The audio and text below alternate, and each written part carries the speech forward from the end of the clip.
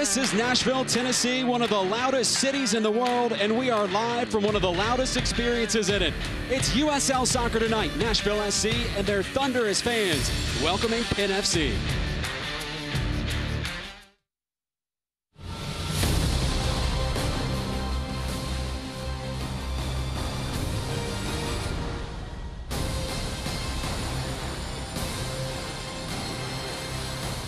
In just a few minutes, a capacity crowd will descend into these seats at First Tennessee Park to get around Music City's newest summer obsession. It is game night for the Nashville Soccer Club, and we are so excited to have you with us here on MyTV 30 and ESPN.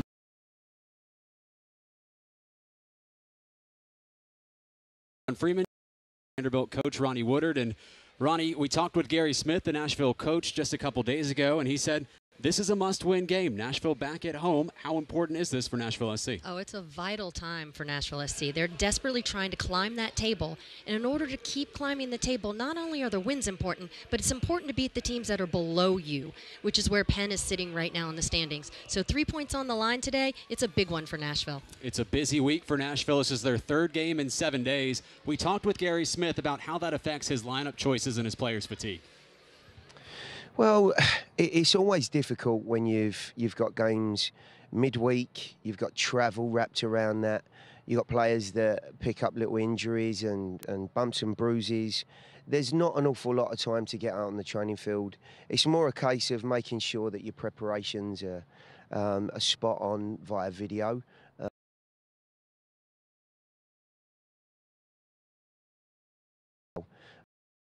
We've got a very strong squad. And there's been a little bit of a rotation with the players, and that will probably be seen here again today. 1 or 2 changes to try and keep it a little bit fresh in certain areas. But results, the most important factor here, so always the best team coming out here.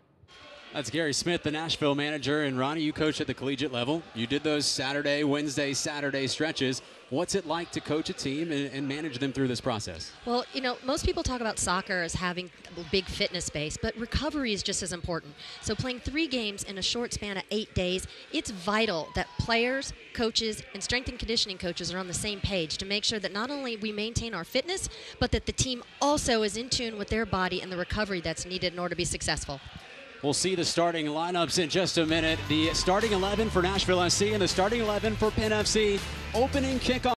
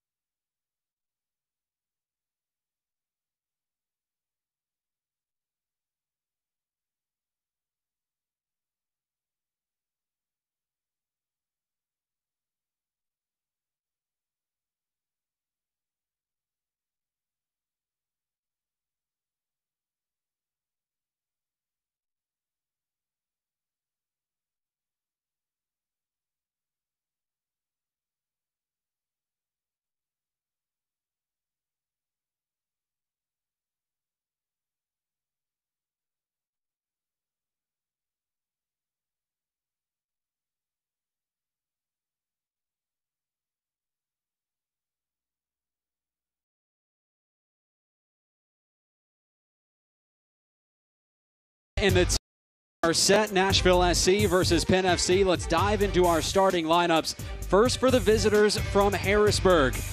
Ronnie, the player that you like up top, Tommy Heineman, the dangerous forward.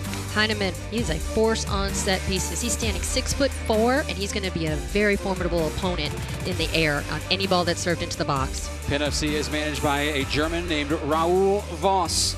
2 seasons as an assistant for the Tampa Bay Rowdies before taking over as a 35-year-old coach for Penn FC. Nashville SC starting 11, 4 changes from Wednesday's squad back on their match against the Pittsburgh Riverhounds.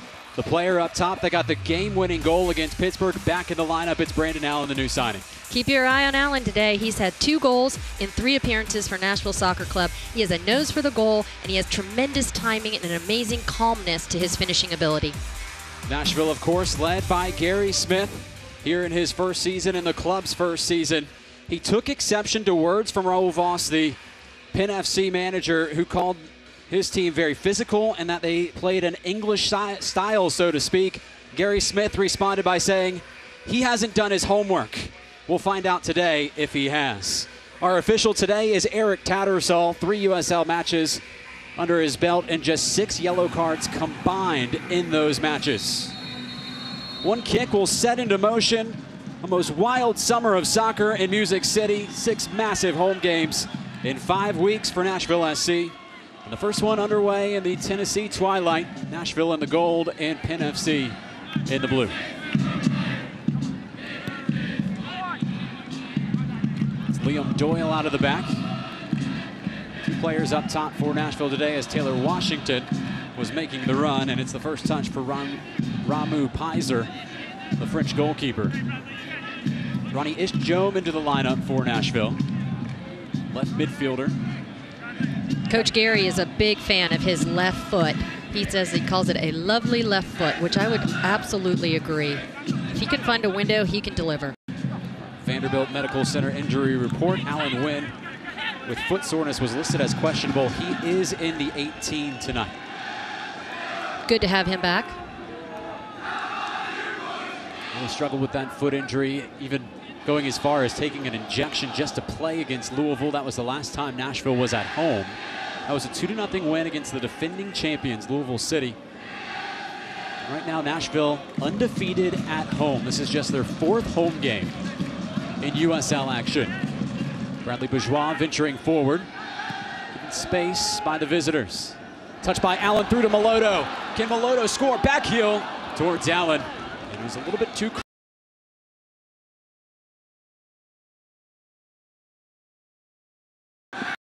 Poku can't track down the ball to the sideline, but immediately, Ronnie, Nashville showing its fangs on the attack. It's nice to see them come out with a little bit of flair in that final third to begin with. I like it. I'm going to look forward to seeing a little bit more of that today. Meloto is the straw that stirs this most potent drink. Leads the team in chances created. Last time he was on this field, it was 2 goals. Both goals against Louisville City.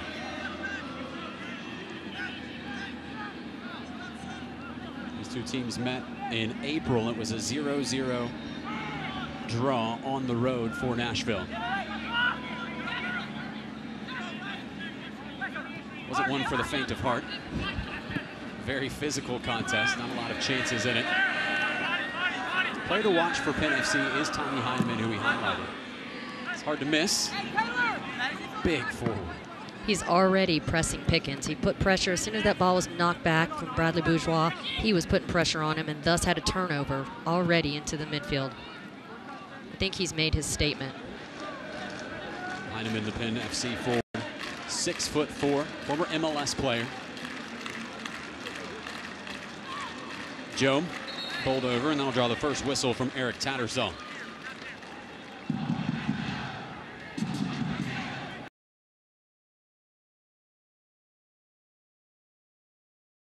It's 12 Minnesota United in MLS last year.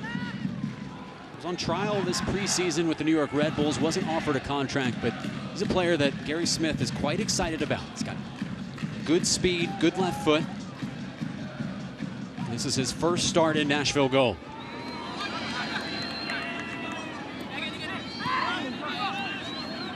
Matt LaGrassa playing a more central role now. Last couple games he's been an outside midfielder. Brought in to replace the usually ever-present Bolu Akinyoti. As Gary Smith having to manage his lineup, a big U.S. Open Cup game on Wednesday night at Vanderbilt against the Colorado Rapids. But business to be done here in the USL. Washington on the wing. Rolls back for Melodo, deals to LaGrassa. Back for Melodo. Venturing forward, tried to slip in Allen. Joan contesting the head ball. I think I would have liked to have seen Lebo open that one up. He had a window of opportunity. I think he could have hit that ball on that left foot.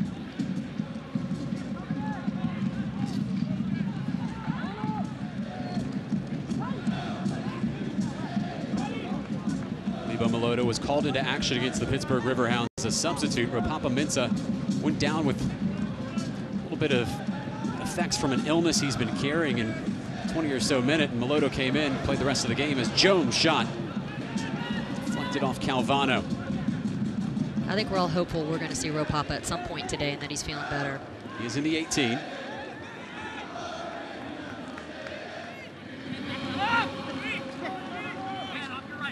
Talk more about him when he gets into the game, but Mensah actually played for what was, at that point, the Harrisburg City Islanders before Penn FC rebranded. This is his old team.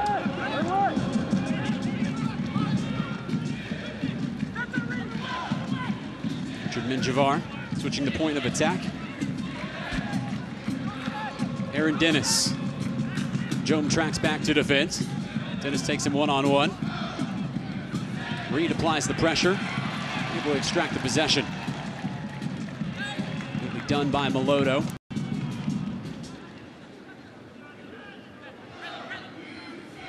Well, Ronnie, the two coaches had a bit of words. I think it was more Raul Voss got asked a question about what is the style of Nashville and what do they bring as an opponent. He said, typical English style, a lot of long balls. And, well, that got back to Nashville's English manager, Gary Smith, as we said. And, you know, his argument was, we are practical on the road. We played 7 of 10 road games. We've gotten the results that we needed in most of them in some very difficult environments with tough playing surfaces, so it's hard to be attacking and creative. But at home, Nashville has dazzled, and that's what he expects to do tonight. He says he wants his players to turn on the style against Penn FC. Well, so far we've seen a large completion of passing, actually from both teams at this point.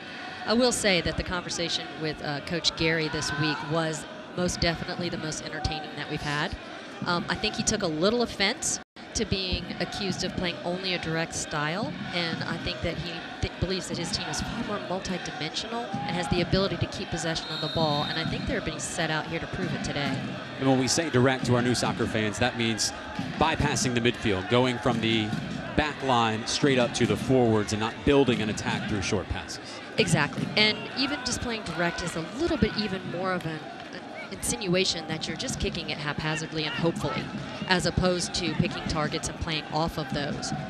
So there's a difference between a direct and an indirect style. An indirect style is when you're trying to keep possession of the ball, building through the thirds, and indirect is when you're kind of basically going from one third to the last third and making the game a bit messy. Keep up to date with Nashville SC all season long by visiting NashvilleSC.com. Access the latest team news, content, merchandise, ticket offers, promotions, and more. Check out NashvilleSC.com today.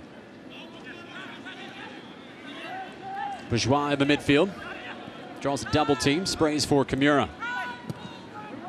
Washington was chopped down as that ball left his foot.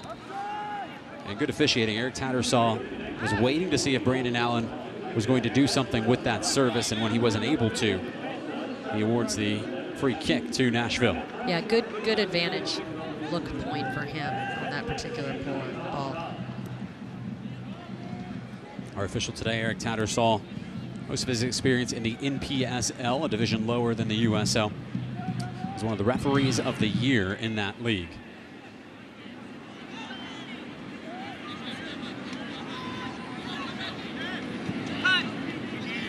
Interesting, John. So far, this game has been played primarily for both teams in the middle third of the field. It's a very condensed space right now that everyone's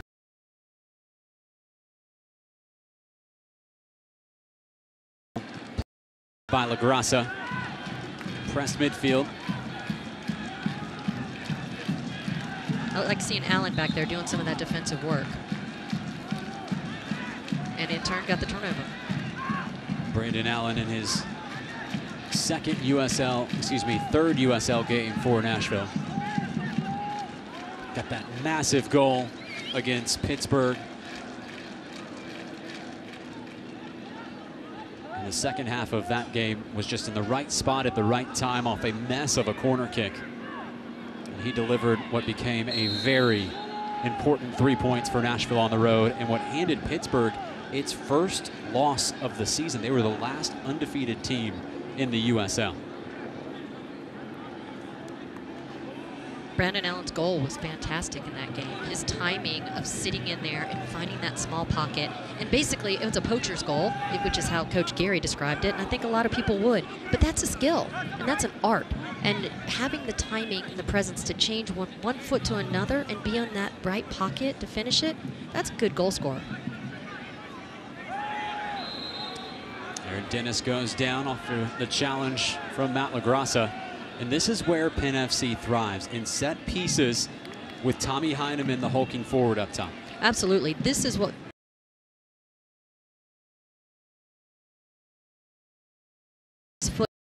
Heineman is very dangerous.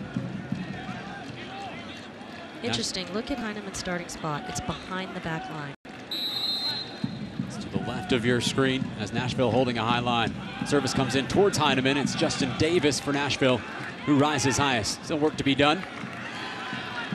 Soft pass from LaGrassa. A bombing kick by Michael Reed, and he sprung a teammate downfield. Oh. It was Lebo Maloto with a heavy touch. What a lovely ball by Michael Reed. That was fantastic. I think Lebo wants that touch back, because what a switch of the ball from the middle third to the final third, right into the path of his run. Exceptional. Nashville will reload. Kosuke Kimura. Room to move, combining with Taylor Washington. Loves that left-footed service, trying to seek out Maloto. Traps it down with his chest. Maloto sliding in. Players still contesting the ball, and it's Pizer who's able to collect it in the end. Lebo Maloto finding some pockets of space against this Penn FC defense. Pizer came in with his feet and not his hands. Came in feet first. I think he got caught a little, not sure-footed. And I think he got a little bit lucky. I like the fact that he came for the ball, but I think he got a little lucky in the timing of where that bounce ended up.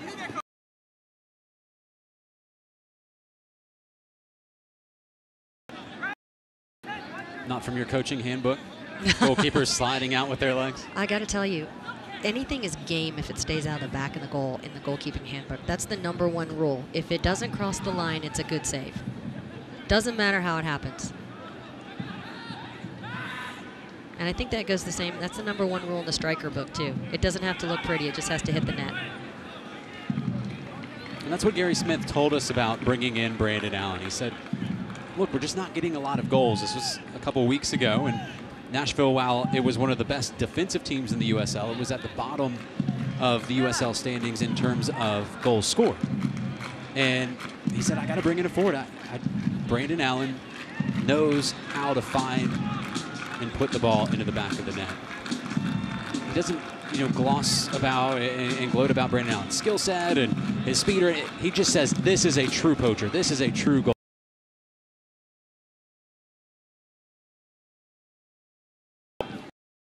Is an art, right? I mean, it comes from hours and hours of practice and having composure and just understanding that it simply has to touch the back of the net, and it doesn't have to be beautiful. And I think that Allen is a good example of someone that just finds a way to put the ball in the back of the net, and I think Nashville needs him with that today.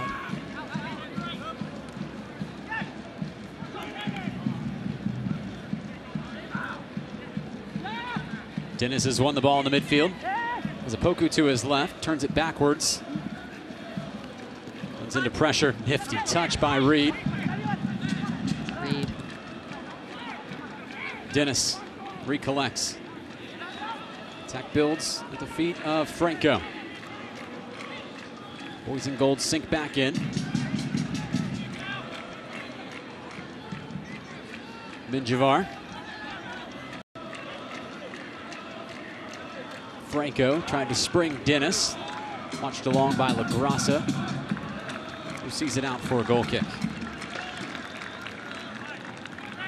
Ronnie, Nashville, 9 of their 10 games this season have been against playoff positioned teams.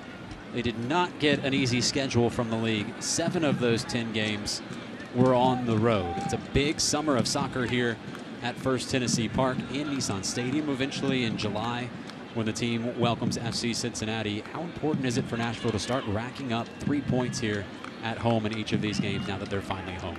Well, I firmly believe that the schedule that was dealt to them early was going to build character, and it was going to put them in uncomfortable situations when they're on the road, and they're going to have to adapt. And I 100% believe that they're a much better team and better players because of those experiences that were there. Pass is intercepted by Justin Davis, and he wants to hustle the other way. It's at the feet of Lebo Maloto. Guarded by Calvano. Davis continues his run. Davis into the box, squares it across, and no one's home on the back post. A perfect run from Davis. Really started at his own 18. I love this run by Davis, and then he gets the touch across, serves it back into that back post. Washington has got to do a better job of believing that he's going to deliver that ball, because he put it on a platter on that back post. Look at that. That's just a tap in if Washington's on that far post, framing the goal as he should. Don't miss out on any Nashville SC content, prizes, promotions, and behind-the-scenes action. Follow our handle, Nashville SC, on Facebook, Instagram, Twitter, and Snapchat today.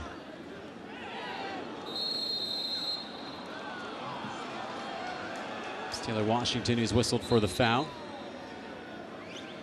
Went right into the back of Pedro Galvão, 33-year-old defender.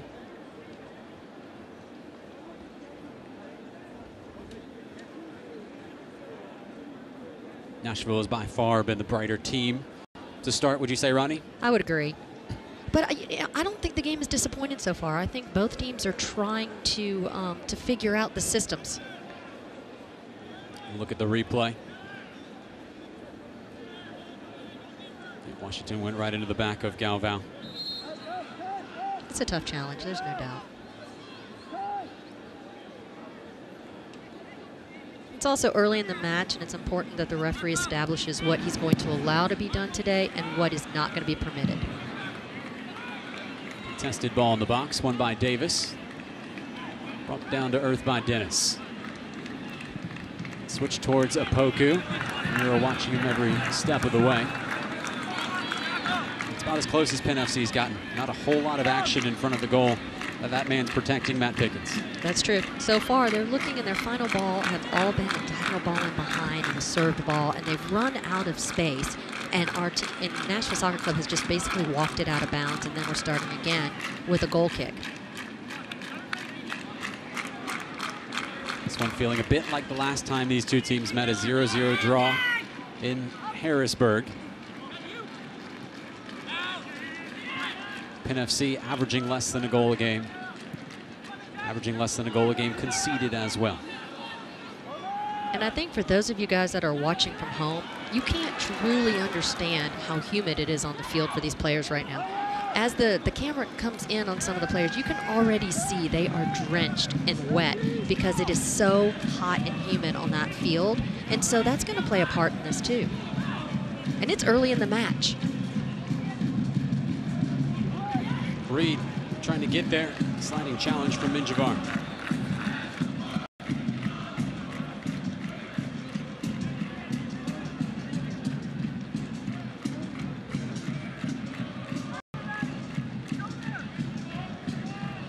Not much movement off the ball right now, is there, John? Yeah, it's going to play-by-play guy. Just want to talk soccer. I just want to talk soccer with somebody. Maloto turning into midfield, hauled down. Grosso wanted a potentially quick restart. Eric Tattersall says back it up. Maloto was able to turn his defender Tribbett, the captain. You only get so many of those a game where Eric Tattersall is going to go into the book, or Eric Tattersall is going to put him into the book. It is a set-piece opportunity for Nashville. Justin Davis and Michael Reed pondering the service. Loads of options in the box. Davis sends it towards Bourgeois. It's headed down by LaGrassa. Jome has a chance at it. And it's cleared away from the right post.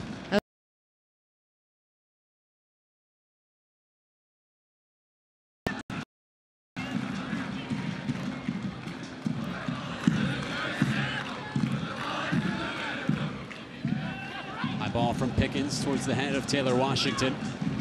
Brought down by Jaime. There's a Penn FC player down behind the play after that aerial duel. And it may be Galvão. It's the second time Washington has bodied him up on a high ball. This time he's holding his foot.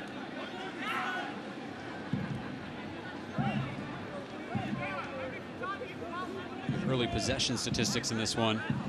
Nashville SC with 55% of the possession.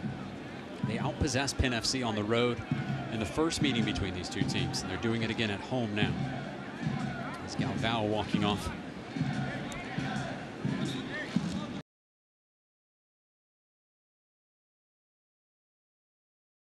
In coastal country, 5 different teams in Portugal he's played for. So as you can see, that was just a bit of sportsmanship. There was a Penn player down, so they had possession of the ball and they knocked it out of bounds. And so the sportsmanlike expectation of the other team is to play it back to the Penn. So you just saw Taylor Washington take it, throw it all the way back to the goalkeeper to start the attack again.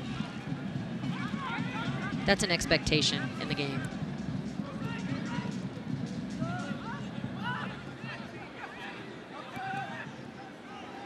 Ball won by LaGrassa. Washington turning infield. Avoids a challenge. Slips to Melodo. Poked along towards Jome. Denied by Thiago Calvano. Dennis trying to turn around and send Heineman up the line. Stout defending from Liam Doyle.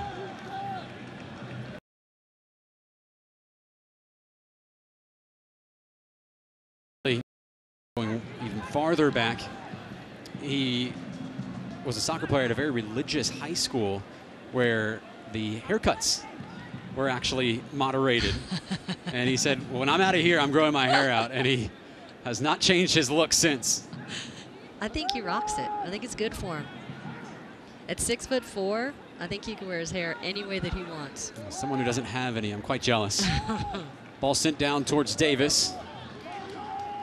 And again, Nashville has been the more aggressive. It's gotten farther down the field.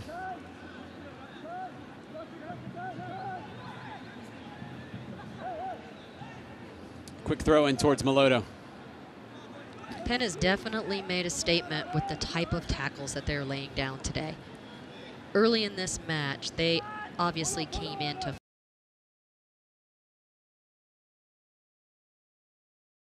50 ball. You can see a Penn body on it. Melodo trying to seek out a sprinting-ish Jome. Those two continue to develop their connection. Joe Manu signing. Only been with the team for about 2 weeks. And Melodo has been one of the real, true sparks for this Nashville team. Such a consistent performer and one of the rocks of this club's inaugural season.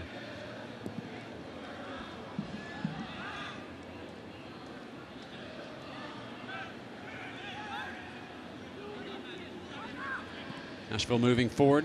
Washington dampens the ball. Trying to pick out Kimura, who is overlapping. Which is a great idea, because one of the cues for Kimura to go forward is for Washington to take a touch to the inside. That is the automatic cue for him to do that overlapping run and to join into the attack.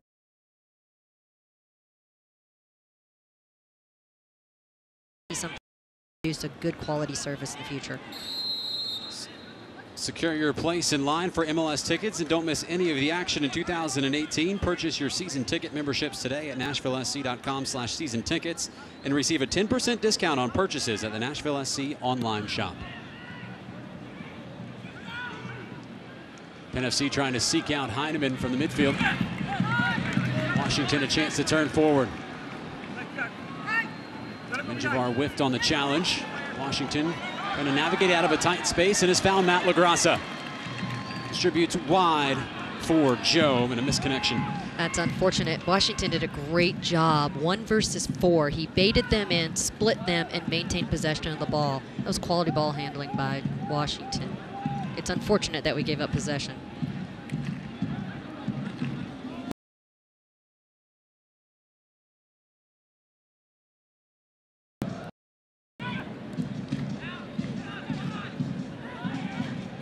John, the supporters are starting to get a little rowdy over there. I like it. I like it. I like it. They walk into this place rowdy. What a special atmosphere this is. And this is one of their favorite chants, I think. This is the Snoop chant, right? Somewhere in that crowd of people, there are smoke bombs to be lit, flags to be raised. All they need is a goal.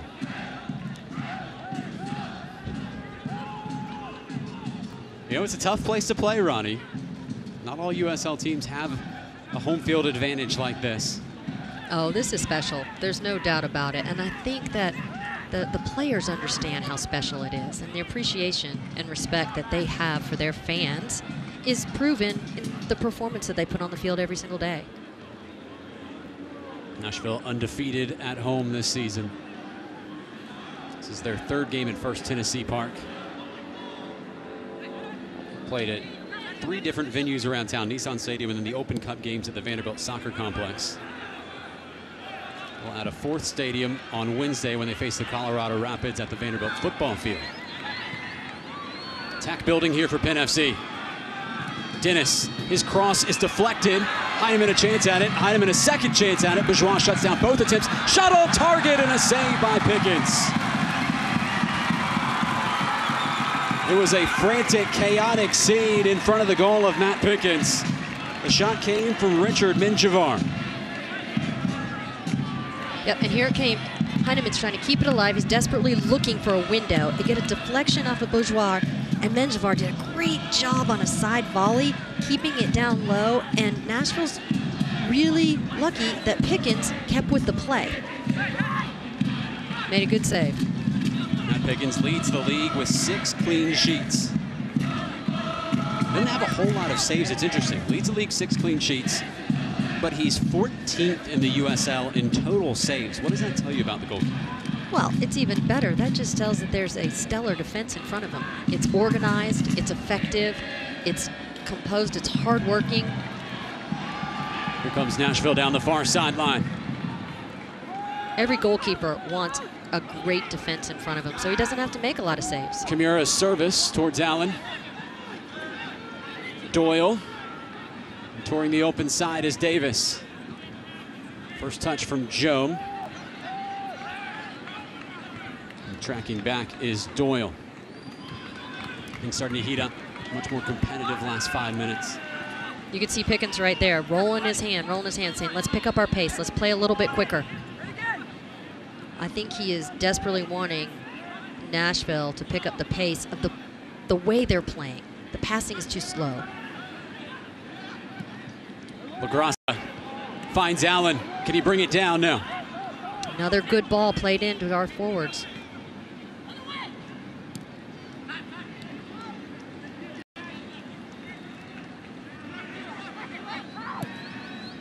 Meloto, what a touch that is to Allen. He is onside. The flag stays down. Allen returning it to Meloto. Can he weave his way through traffic? Meloto pokes it along to Ish Jome. Jome offside. It was wonderfully crafted. A finger wag from Jome, who thought he was onside. The combination play, though, from Meloto and Allen. That little flick from Meloto to Allen. And then Allen's ability to look up and spray a ball in, and then combination again out to Jome. Ooh, I wish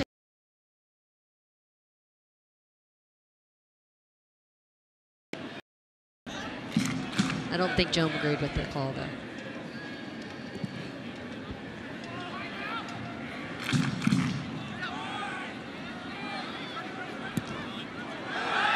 Poku. He went for that one, didn't he? The supporters section. They're the epitome of our town, our club. I hope they were paying attention, because that shot came quick. That could have hit somebody. Gary Smith called this a must-win game. Right now, 29th minute. Nashville and Penn FC still scoreless.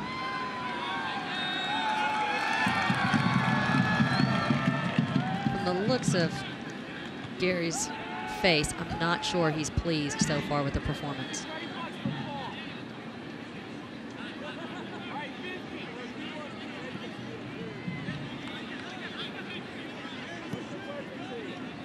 We asked him his game plan, and he said, first, we got to compete. When he says compete, that means getting stuck in on tackles, being hard to play against, being physical. He also said they got to show patience in hot temperatures. Which I think they've done a good job of that so far. Kimura and LaGrassa both arriving. LaGrassa combining with Allen. Returns to LaGrassa. Swung wide for Meloto, who's got space. Trying to turn on to his right foot. Deals back to LaGrassa.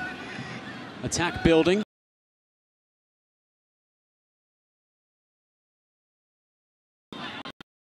Penn FC gonna have to dig in again.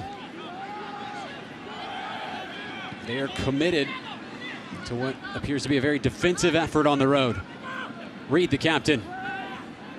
Washington finds Kimura. Poked out for a throw deep in Penn FC's defensive end.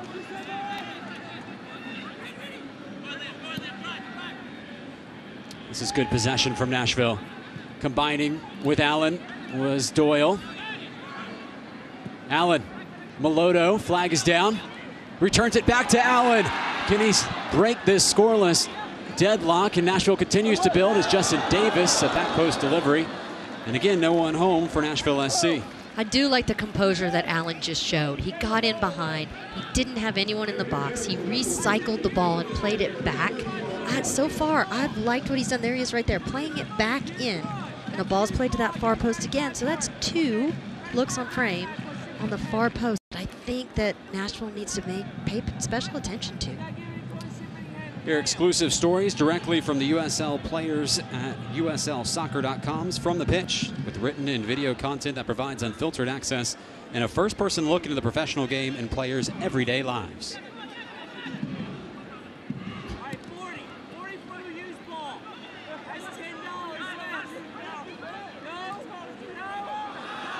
Pickens didn't like that backwards pass from Bourgeois. He dealt with it just fine, though. He's never one to hide any sort of body language. Very demonstrative keeper. No, he's which I'm curious what you were back in your day. Considering my height, I would just say that I was vocal. It was imperative that I over-organized the defense in front of me so that no one could shoot from distance. Let's just say it wasn't my specialty.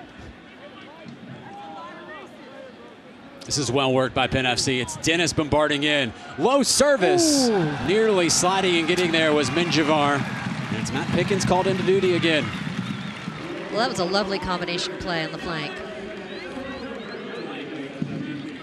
It's a lovely combination. And then he serves this ball across. Pickens reads it well and comes out. Minjavar coming in a little high on that tackle. I think he was just trying to distract Pickens. I think there's no intent in that, but it most definitely is not something that goalkeepers take kindly to. Anyone sliding anywhere near them when they're on the ground is something that could raise a hair on them. Going back to the first meeting, it was Matt Pickens who got crashed into by Tommy Heineman, and a bit of a scuffle ensued in Harrisburg. Although brief, the Nashville Soccer Club boys in gold most definitely stepped up to defend their goalkeeper being on the ground rolling around after he had a tough challenge from Heineman. Which is what any true team would do, right? Not all of them. We hope so. You hope most teams would step up and defend your goalkeeper, your leader.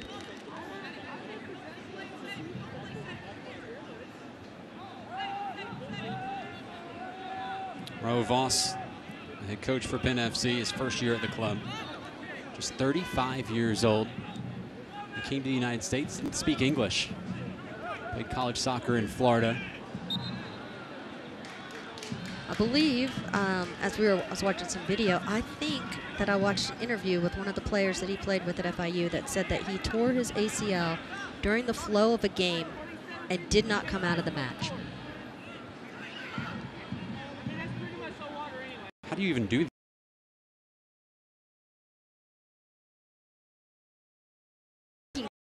that? That was giving the interview just shook his head and said, quote unquote, I don't know how he did it, man. That was the quote. But it just speaks to the competitiveness and the mentality that this coach has. Service comes from Minjavar, met by Bourgeois.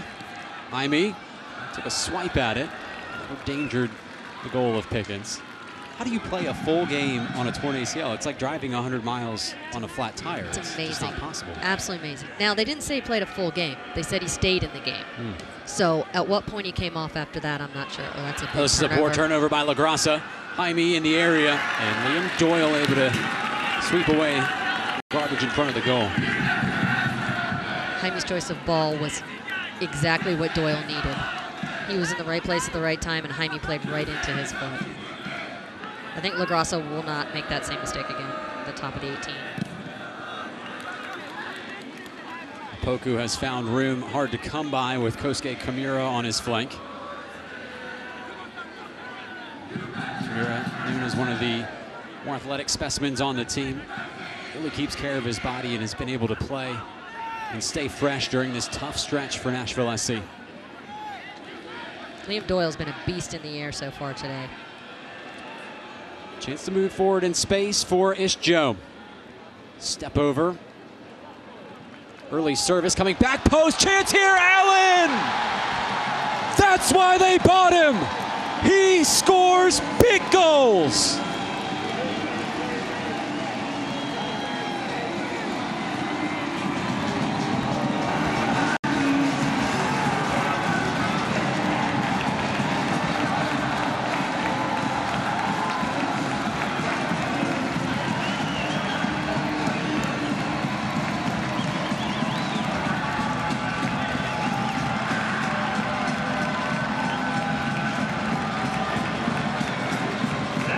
Allen has lit the fuse in this place as loud as ever, Ronnie. That's a great finish by Allen. But let's start to begin with. Jome opens up the field, shows some of his pace. That perfectly bent ball to the far post played in behind the defender to a streaky Allen, which did exactly what we talked about in the pregame. Put himself in the right place at the right time and has sheer composure finishing the ball. Fantastic delivery from Jome to his fellow newcomer, Allen. Two new signings and two massive signings if it leads to 3 points for Nashville SC. And that's a big goal to get right before halftime. About 9 minutes left before the half, and that's big. That's going to make Penn have to come out and play a little bit different style. The onus now on the visitors as they need a goal to get at least a point.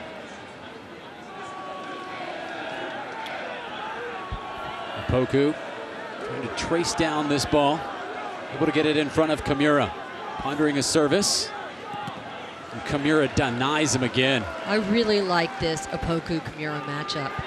Similar type players, both athletic, both skillful. I've enjoyed watching them right in front of us so far today.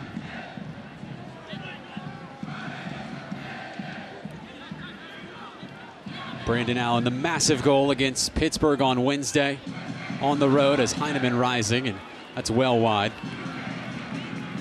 He stayed down.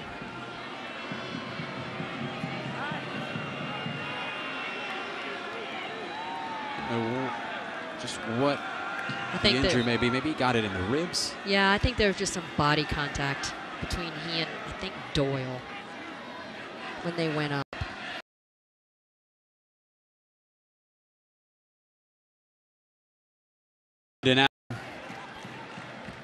The dish from Ish.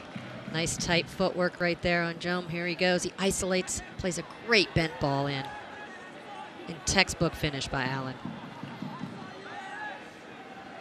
Nothing Pizer could have done. Well done. That's the finish of a confident striker.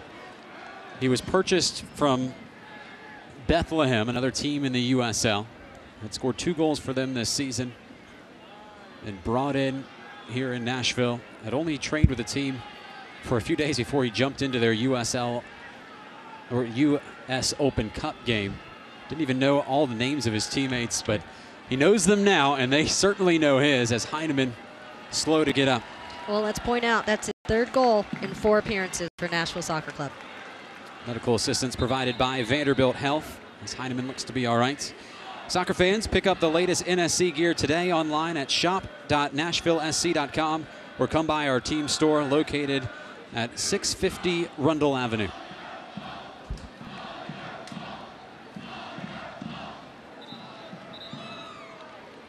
Look at the size difference with him on the sideline. Joan versus the assistant referee. I mean, Heineman. I'm sorry. It's a big dude. I'm sorry. Heineman versus the assistant referee. Right there. Look at that. That is a formidable force in the box. And for him to be knocked down, it had to be a good hit between the two of them. He wouldn't look out of place in a UFC cage. He would not.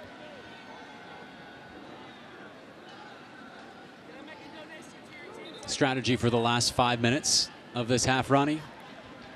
If you're Nashville, you want to keep the ball. You want to keep Penn chasing you, keep the ball moving, switching side to side. If you can get that second goal before the end of the half, that would put you on a really good high going into the locker room. But keeping the ball right now is vital for Nashville. Allen, the goal scorer. Deep in the corner. Pestered by Dennis towards Joam. Denied by Franco and launched high into the Tennessee sky.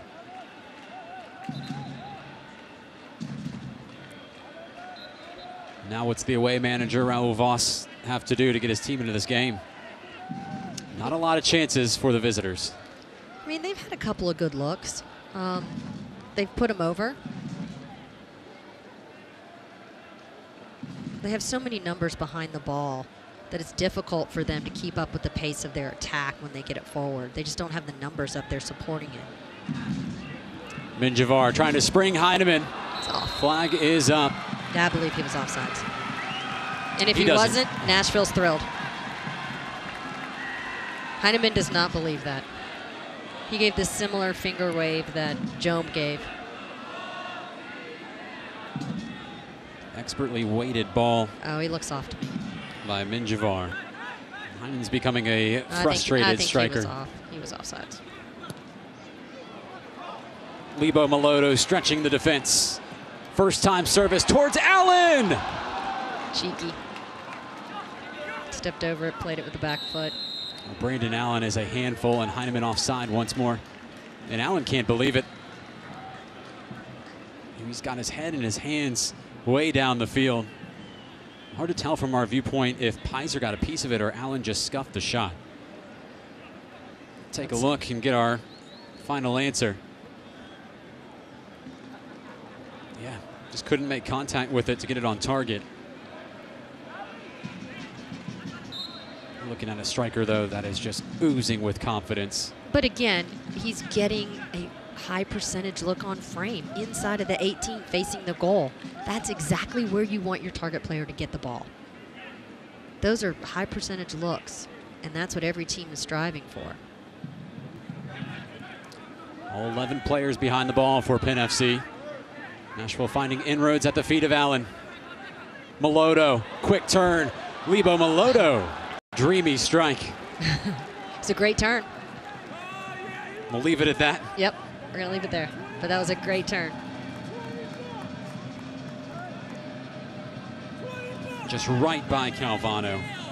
It's Maloto taking at a 37-year-old defender.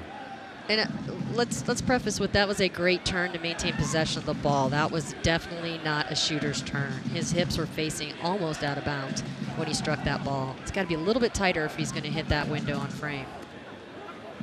But he had a great isolation turn. Look how high that line is for Penn. That's a great ball. LaGrassa towards Allen. To his left is Joam. Allen going for it. That nearly curled in. Well, why not? He must feel like he's shooting on an ocean since he arrived to Nashville. 3 goals already for this club. Just about a foot away, Ronnie. I like it. I like the diversifying of his shots. I mean, that wasn't inside. Now he's showing that someone has to step up and put pressure on him that he can strike a ball from distance. It's going to make him even more dangerous as an attacking player.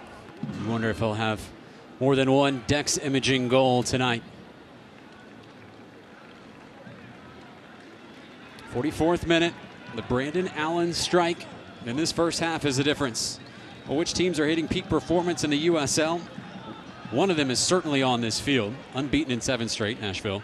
We'll find out every Monday afternoon when the USLsoccer.com power rankings are released to see where your team ranks after its most recent results.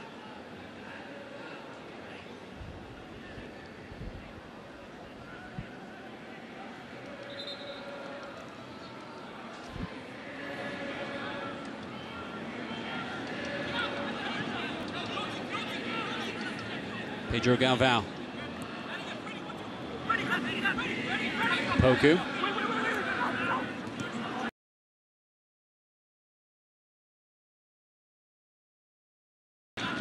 One last chance here for Penn FC.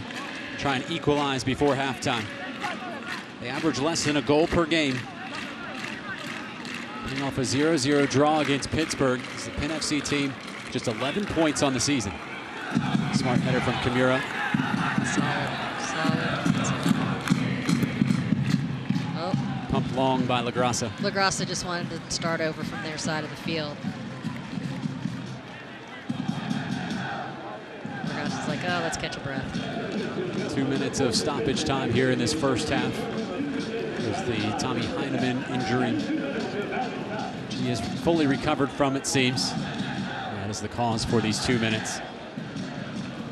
Of course, the Brandon Allen goal.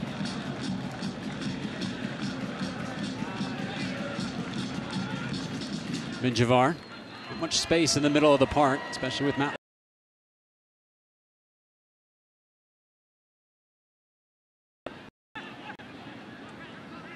Kyle Vinter. Tribbett, neatly done. Overlapping and unable to get the key pass was Marco Franco. Dream first half for Gary Smith.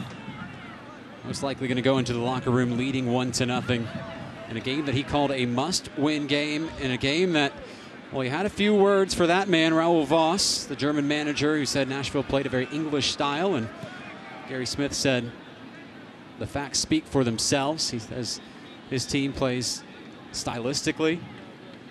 They get good possession, and so far Gary Smith's words have rung true here at First Tennessee Park. We will have a camera trained on those two managers when they shake hands at the end of this. It's still much more soccer to be played. So the one thing, humid evening. The one thing Nashville doesn't want to do is to continue to give up set pieces, especially with very few seconds left ticking off on the clock. They don't want to give Penn any free looks on frame.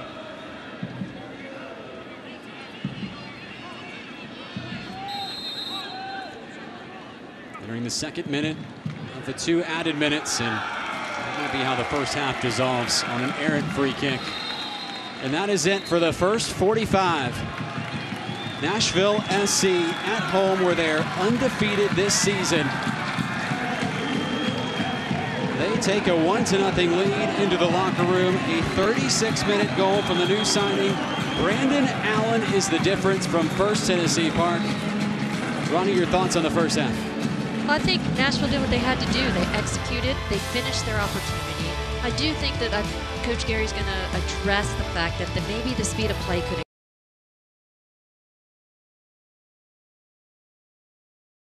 more effective. I think Penn's exactly what we expected them to be.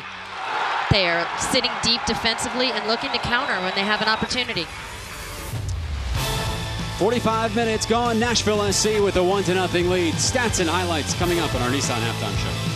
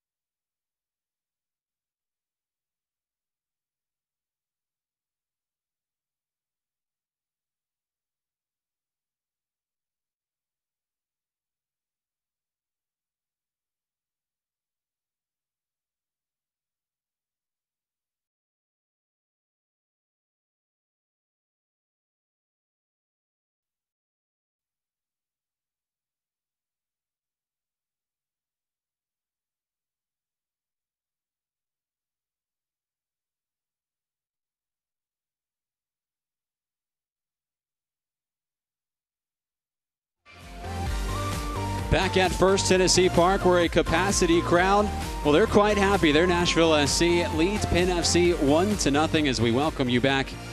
The sun's setting behind us at First Tennessee Park. I'm John Freeman, joined by Ronnie Woodard. And Ronnie, what a half it was for Nashville SC. Let's take a look at our stats. And, well, there they are. Penn FC actually getting more shots, but really when you look at the bulk of the quality opportunities, Nashville had the majority of them. Well, I think you just look straight at shots on goal, 1 and 1. And Nashville, therefore, according to those stats, hit 100% of their shots that were on goal, which I think is a good thing going into halftime.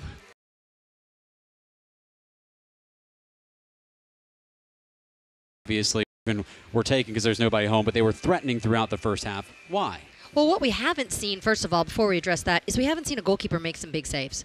And that's because there haven't been a lot of production of balls that were on frame. Everything's been a served ball. And at times, most of it's run out of real estate, so to say, and getting across the end line. And I think part of it is tired legs. I think part of it is trusting that your teammate's going to deliver that ball and committing to getting to that post. It's a long run for a lot of people to get there. And unless you're fully committed to that run and believe that the delivery is going to get there, it's difficult. Players are going to have to dig deep in the second half. It's been a hot and humid evening in Nashville. Let's get our weather forecast from our friends at Fox 17. Well, hey there, soccer fans. Again, Skywatch 17 meteorologist Colleen Melberg here with you for a look at your drive home forecast for this evening's game. Again, temperatures low 80s to about upper 70s by the time you will be leaving the stadium. Increasing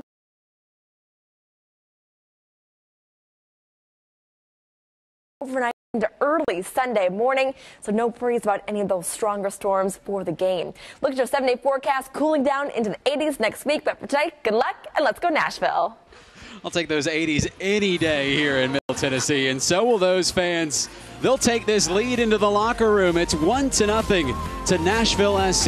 We'll talk with Nashville SC's Alan Wynn when we return on MyTV 30 and ESPN+.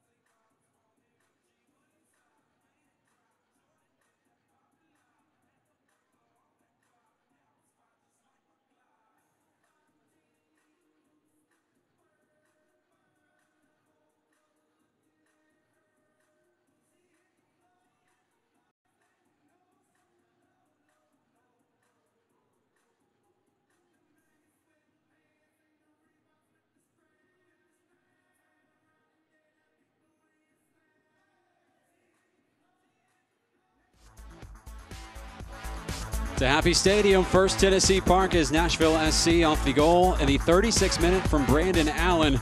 They lead Penn FC, the second time these two teams have met, and it's the first goal in their series this season as Nashville SC leading 1-0 at half. Well, one of the players that is in the 18 tonight but was not in the starting 11 is Alan Wynn. He was drafted by the Colorado Rapids.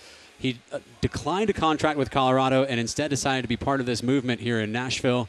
He will get to face his former team on Wednesday in the U.S. Open Cup at the Vanderbilt Football Stadium. Our Nada Taha sat down with Alan Wynn and went extra time with the midfielder. With Nashville SC, and I'm sitting here with one of our newest signings, number 19, Alan Wynn. And something that I've heard you say before is that you're very loyal to your fans and your teams. Yes, I take loyalty very seriously. You know, I've only been with 3 clubs in my career, and I find it that I feel more comfortable and I have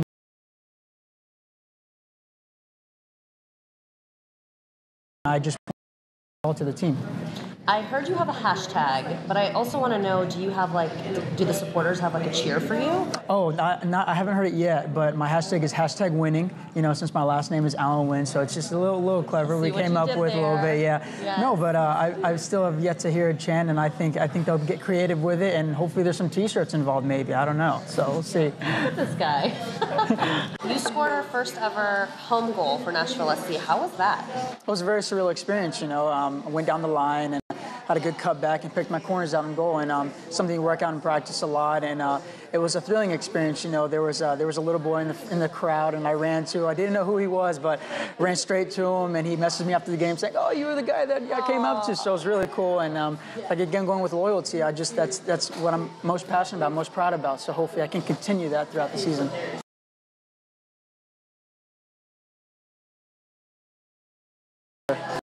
Sport do you think you'd play if you weren't playing soccer? Ooh, what sport? Okay. So I was pretty good at football when I was younger, but I was afraid to get hit. That's why I was pretty good. But baseball, I think baseball would be my best bet. A+ player. Oh, let me tell you what, I was good. No, but baseball, center field was I love that position. Oh, we're glad you're playing soccer. I'd love a sound shirt one day if that's available. You know, there you go. Shout out to Sounds. And this is Extra Time with Alan Wynn. Big thank you to Nada and Alan, as maybe Alan Wynn will get into the second half. He's become a crowd favorite here at First Tennessee Park. Our second half coming up, but first we'll look at the highlights when we return. It's Nashville SC 1 and Penn FC 0 on a hot and humid night in Middle Tennessee.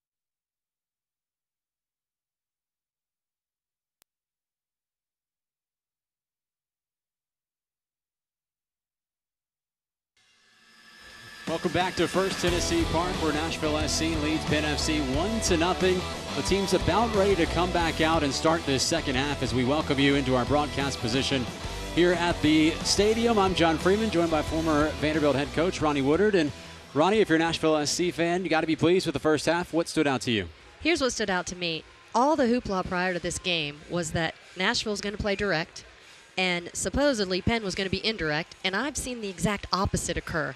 Nashville's kept possession, they've maintained it, they've built through the thirds of the field, and what we've seen so far is Liam Doyle heading the ball a lot, which means that the ball's in the air being delivered from Penn all the time, and that's more direct. Not a whole lot of chances here in this first half, but Nashville does get the goal from Brandon Allen. Before that, let's take a look at a few of the opportunities. It's a nice little combination play right there from Allen and Melodo.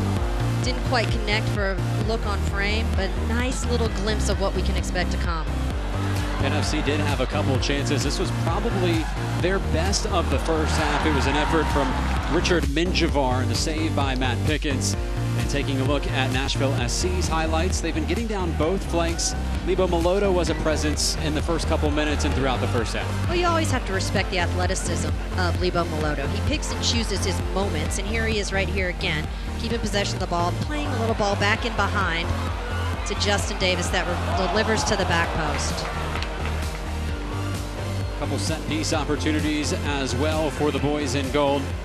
Wasn't a whole lot to do for Ramu Pizer, the French goalkeeper for Penn FC, and here's the goal. Look at this service from Isjum. Well, the beauty of a left-footed player, and then, I mean, a textbook finish from Allen. Far post run, first-time finish, fantastic effort from Nashville. Here it is again with the goal view.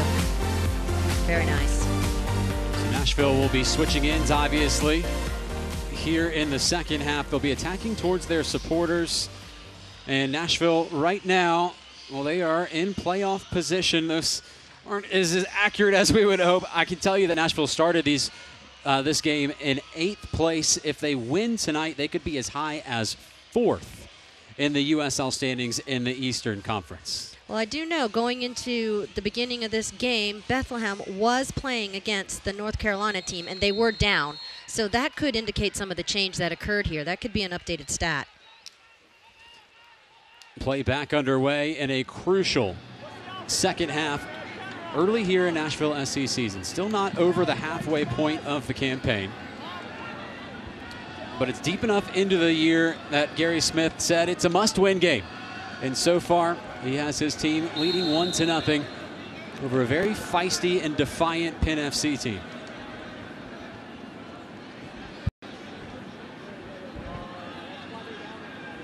See if there's any changes from the starting 11. Taking a look at Nashville. See any moves for Gary Smith during the intermission.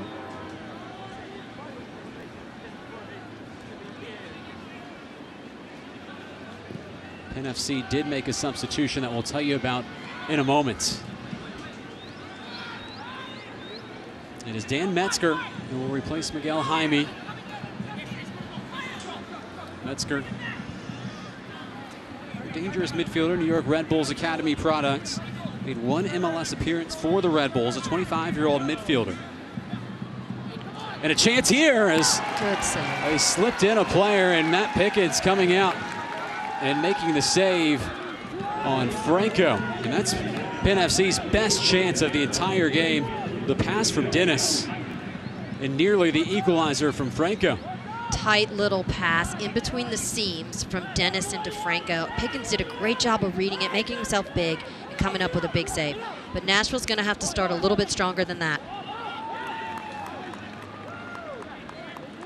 It's the first Coca-Cola corner kick of the day for Penn FC.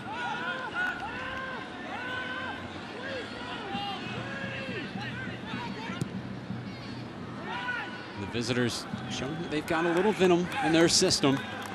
Out of the gates here in the second half. Keep up to date with news, live game updates, and highlights from around the league 24/7 by following @USL Soccer on all social media platforms. Well, I would imagine if you were in that Penn locker room at halftime, the conversation was centered around the urgency to equalize early in the second half. put them in an uncomfortable situation by getting on the board and creating a different environment. Don't allow the clock to tick away without having a chance to tie this match up.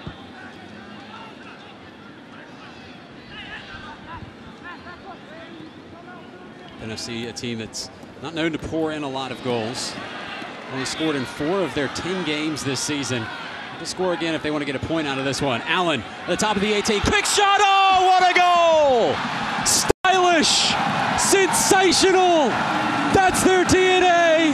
This is Nashville SC. Lebo Moloto with the goal. We may not get that ball back. Moloto still has it. That's the way to start the half, John. The celebration, a tribute to his new baby boy, Josiah. And there may not have been a finer goal scored in a Nashville SC uniform than that glorious strike from Lebo Moloto. What a great combination play. Again, we are starting to witness firsthand the chemistry being built between Moloto and Allen. Again, a great combination play for that goal. But I really wish we could see Justin Davis on the sideline that played that ball into Allen. He was perfect on the sideline. He isolated, played a ball around the player, maintained possession, and then kept the ball. He did a fantastic job of creating that opportunity from width. It's the Dex imaging goal from Lebo Moloto, and it is now 2-0 to Nashville SC. Gary Smith said he wanted to score some goals in this one.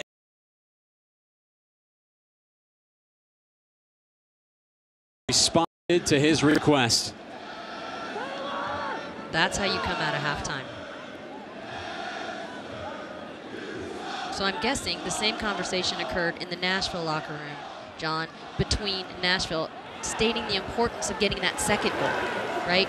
The very first 10 minutes of this second half were pivotal for both teams. And so far, Nashville has not disappointed. Now the clock is Nashville's friend. And is there more for Nashville? Looked to be the brighter side after the goal. Moloto going for glory. He's feeling it. Well, he is in LeBron land right now. A shooter that if he can see the target, he is letting it fly. Let's take another look at this spectacular goal from Moloto. Such a great finish.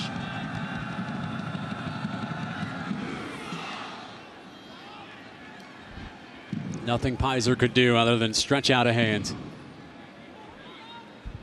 Flag stays down. Dennis is onside, and the flag comes up right as he touched the ball. The official was waiting for the striker to address the ball, and I don't know if Dennis necessarily appreciated the false hope.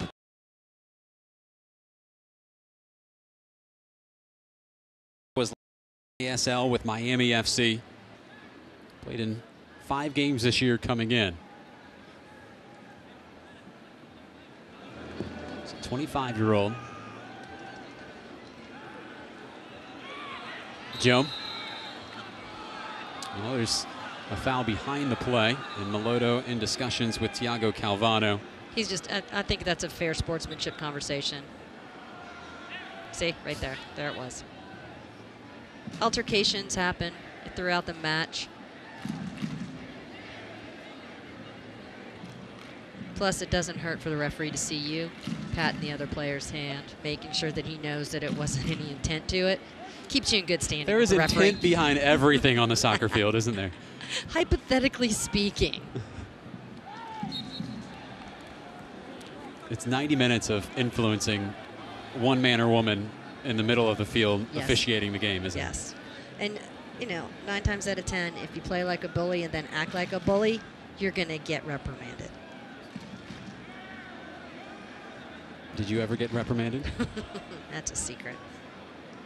Select is the official soccer ball of the USL. For the latest Select products and special offers, please visit www.selectsportsamerica.com.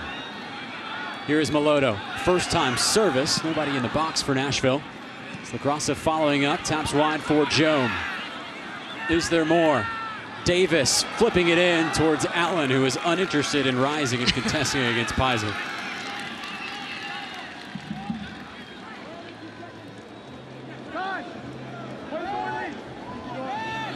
I have enjoyed watching Justin Davis get involved in the attack today. Because again, he has the ability with that left foot of his to just put a ball on a dime in behind.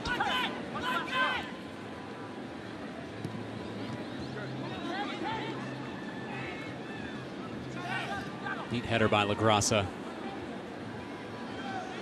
The boys in gold buzzing. They have been the better side on the scoreboard. They have outpossessed Penn FC, and there's a tackle. That's late. On Kimura that the players are going to take an exception to. Matt LaGrassa in there. In the grill of Frederick Opoku. And Eric Tattersall. Frustration. Going to talk with Opoku.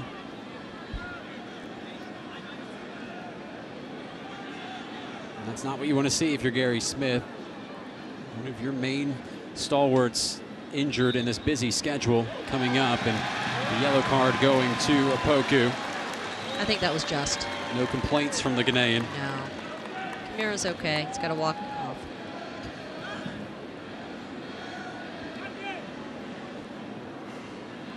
Kimura, despite being one of the older players on the team, turned 34 years old last month.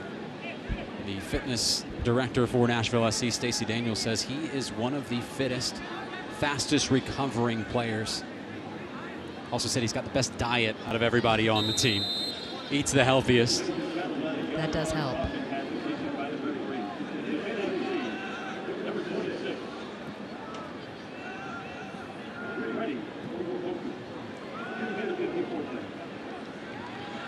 I'll show you the replay of the tackle in a moment. To get our best angle queued up.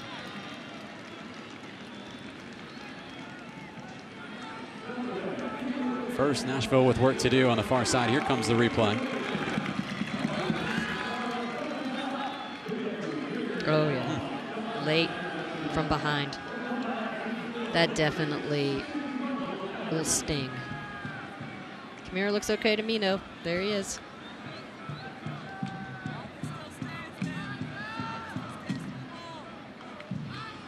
Lodo flops down, and well, he's drawn the free kick. A good spot. And here comes Nashville's center backs, who are hungry for a third goal. Bradley Bourgeois, despite being under 6 feet tall, is usually the main target in these situations. He's an incredible leaper. Oh, absolutely. That man's got mad hops. Watch him attack this ball. He's third on the team in shots as a center back. Three-man committee for Nashville to take this free kick. The Senate's still in discussion. And a two-man wall for Penn FC. It's down to a two-man committee of Reed and Davis.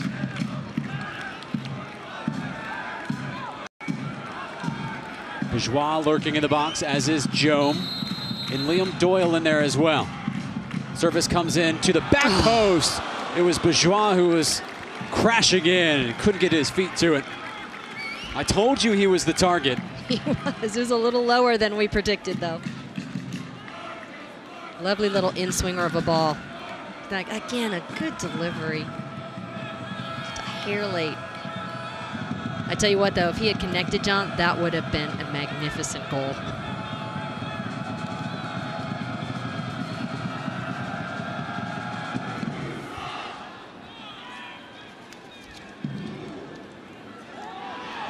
Opoku turns on the Jets against Kimura.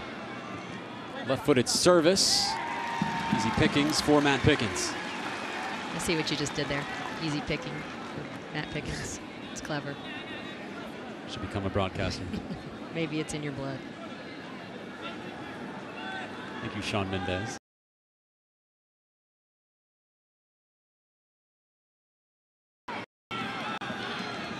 So if you're Penn FC, now what? Trailing 2-0 on the road. Well, you've got to raise your intensity level 1. You may need to consider a different system. you've got to be able to generate more looks on frame, and it means you have to have more numbers forward.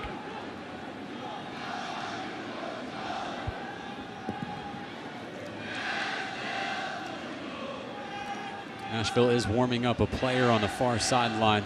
Gary Smith has yet to make a substitution yet in this game.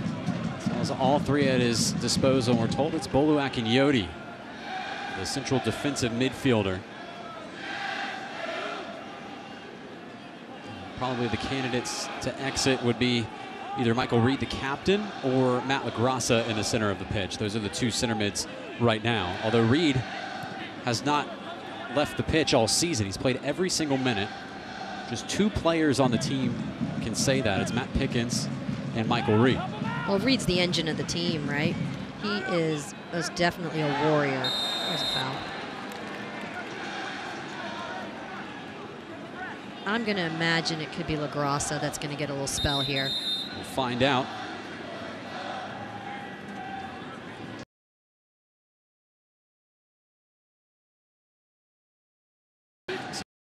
LaGrassa started at center mid. Yep, that's what's happening today. He's been playing outside for the last couple games, and he will switch to an outside midfielder position That's what it looks that like. Ishjome was occupying. And Bolu Akinyodi will fill into the middle. I like that. I like that decision, bringing in a big, strong body in the center of the midfield when it's going to get a little bit messy, and that's what Penn's going to want moving forward. Bring in a solid body for that. Akinyodi leads the team in passing accuracy at 90%. But his true bread and butter is destroying attacks. He is a physical force in the middle. He's a composed player on the ball. And he's been one of the intangibles for Gary Smith. I like Gary's decision better than the one I said. I was worried that LaGrassa was going to come off. I think it's good, keep him out there. He can run for days, and putting him wide is going to be nice and effective. Poku turning upfield, a tug from Kimura. Poku went down, and Eric Tattersall unimpressed, and now Nashville a chance to counter. And a slide came in late, and that'll draw the whistle from our center official. Arguing about a jersey tug, it looks like.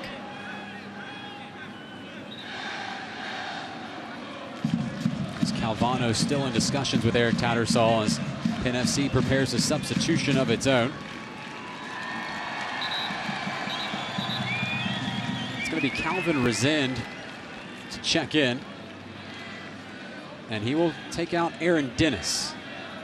Resend spent 1 year at the University of Virginia trying to kickstart a career overseas in Europe. Never saw any action there, and then actually returned back to college soccer. Played at tiny St. Francis University. Then made his way eventually to professional soccer here in the USL.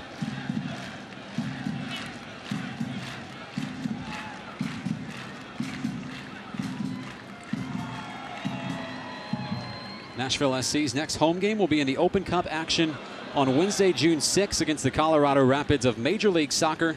And then again Saturday, June 16th against North Carolina FC at First Tennessee Park. Single game tickets are available online at NashvilleSC.com. That match on Wednesday against Colorado, Gary Smith's former team, Kosuke Kimura's former team, Matt Pickens' former team. That game will take place at the Vanderbilt Football Stadium. And a big crowd expected. We hope to see you there. Do you think Nashville Soccer Club can sell that one out? Sell out Vanderbilt Stadium? That's a lot of seats. I think maybe down the line. I challenge you, Nashville. How many tickets can you sell, and how many people can you put into the Vanderbilt Football Stadium? I don't know, John. I think it's a good challenge. It's all part of the summer of soccer here in Nashville.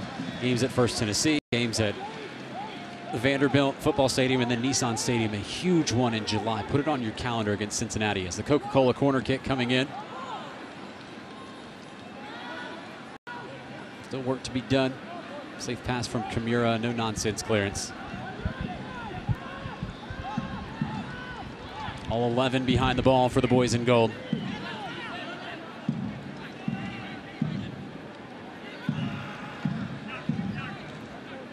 Penn FC has had some moments this half, Ronnie. They're not completely out of this game. Now, one quick goal in here, and it'll change the entire dynamic. Right now, Nashville can put 11 players behind the ball. They really, the clock is their friend. Going side to side, taking away passing angles, not allowing any penetrating balls in behind is what their job is right now. High service, heading back post. Won by Davis. This is Nashville's third game at First Tennessee Park in its inaugural season. 2-0 wins in both their first two, and perhaps on their way to another 2-0 win. Although Frederick Opoku is starting to cause some problems there on the left flank for Penn FC. He's a crafty little guy. He's I don't think anyone really expected him to hit that ball first time. Thank goodness Pickens was protecting that near post. But he's definitely deceptive, and he's tricky with the ball at his feet.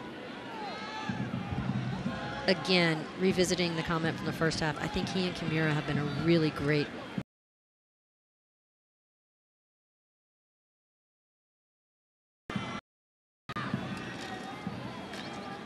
Gary looked tan to you, John. We're certainly getting a lot of games and a lot of practices for this team. It's such a busy summer. Can you imagine in July how tan he's going to be? That's something, I put together a lot of stats. That is not one of them. The shades of Gary. That's going to be the next clip we do.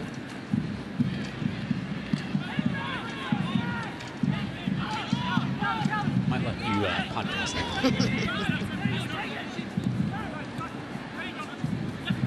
Well read by Justin. Davis takes it away, and now Nashville a counterattack with Reed down the middle of the pitch. Minjavar came crashing in. Play continues at the feet of LaGrassa. Chip down the far wing for Allen. Keeps his balance, pondering his service.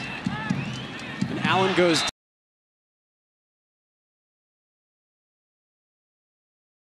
in a very nice position for Nashville SC.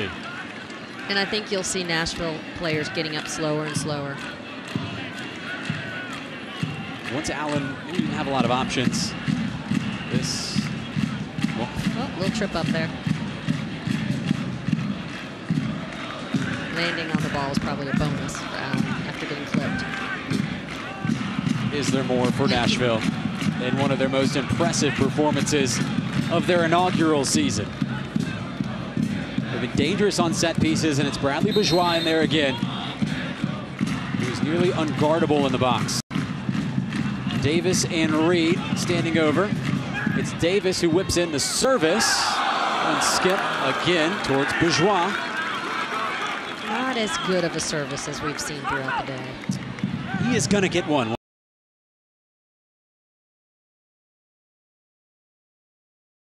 One of our 34 Middle Tennessee pub partner locations. Official pubs of Nashville SC are the perfect place to grab a pint, talk soccer, and watch every match of the 2018 season with fellow supporters. For a list of locations and information, visit NashvilleSC.com. Our town, our club, our pubs. It's a lot of pub That's a lot partners. of choices, Ronnie. We like variety in Nashville, evidently. Like pubs. It's a lot of pub partners. That could be a poll. We could ask the roadies, the supporters, and the assembly which one's their favorite.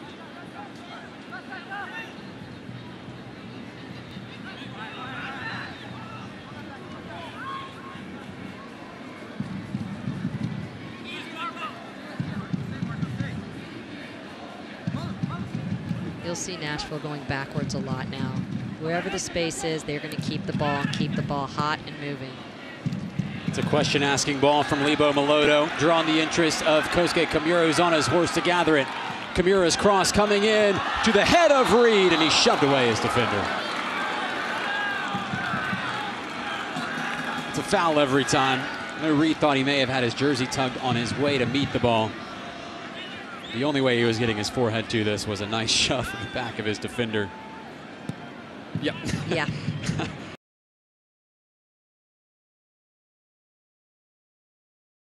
I may never agree with the call from the official. Rightfully so. What good fan does.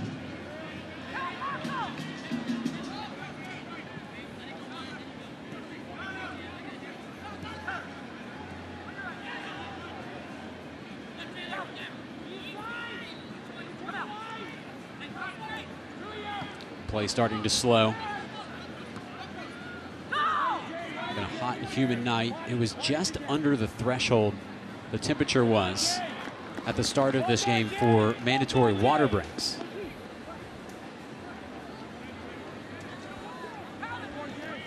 So the player's going to have to gut out a full 45 each half. Well, with the humidity, I think if you're looking at Nashville Soccer Club and you're wondering what is sticking out of the back of their shirts, because now that they're so humid and they're getting wet, what you can see, for those of you at home, those are heart rate monitors. Oh, we've got a little break in the action. We've had a warning for Pickens slowing the game down too much, I believe. But if you'll look at them closely, most of the Nashville Soccer Club players are wearing heart rate monitors. And you could see them under their jersey sticking out in the back, and they're being monitored by their speed and agility and their strength coach, Stacey Daniels, on the sideline to help keep up with the fitness level and the exertion that their bodies are going through individually. Nashville with its foot on the gas pedal, and Lebo Maloto flying forward. Will step over to clear some space. Matt LaGrassa preparing the service, squares it across, saved by Pizer. Pizer gambled, and it was the right choice from the goalkeeper. Yeah, and one might question that maybe the wrong choice by LaGrassa. I think pulling that ball back in behind, he was going for goal. I think he probably could have slotted that back to a second runner. He may have been going back post, or was it on target? Still, once you break that seam and get to the end line, the space is pulled back across the green, is what it's called. And it goes back up to the second 6, which is the top of the 18, in between the 12 and the 18 to a player that's crashing into the goal. And he had gotten that touch into that space. Now let's go back to your discussion about the fitness of the players and how much data is available to the coaching staff. They get so much data from practices and heart rates and accelerations and recovery that they've got a good idea as the game's going on. They have an iPad on the sideline getting this information. As the season progresses, they've got computer models as well to judge the players' fatigue. This is a high-tech setup for Nashville, and as they navigate this gauntlet of games here this month in the heat, they've got the luxury of having the technology to help. Oh, absolutely. I think that there is a clear advantage to understanding where the body is physically when you're playing so many games in a short period of time, and the fact that it's real live stats. It's real time. It's being conducted right now on the sideline. It's just an invaluable tool. You know, I will say that some people have conversations and questions, and I would be one of them. At what point does science overrun mentality? We can pair them together. Absolutely. Opoku, service going back post, chance here for Penn FC. And nearly the first goal of the night, and it would have come from Calvin Rezin, the substitute.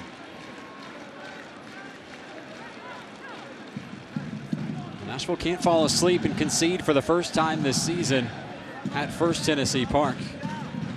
Tidy little ball to the back post. I do think that Pickens did a great job of coming across the goal, and he had his near post well taken care of. Great footback by Pickens. That footwork was top notch.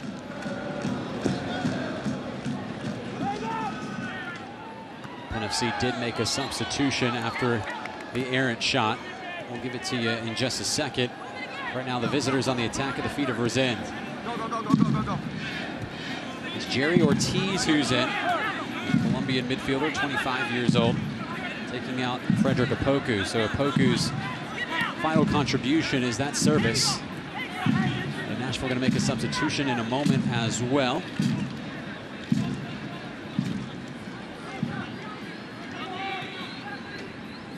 First, they've got to defend and hold off this Penn FC team as Heinemann pushing his defender Bourgeois in the back.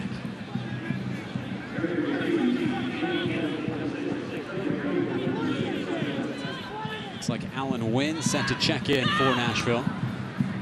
Subject of our extra time feature at halftime. Good to see him back. He was questionable today with foot soreness, battling a foot injury. Came on as a substitute in Nashville SC's last win at home against Louisville City, and was involved in the buildup of the second goal. It's a spark plug and a real weapon to have off of the bench. And I believe it's #winning, right?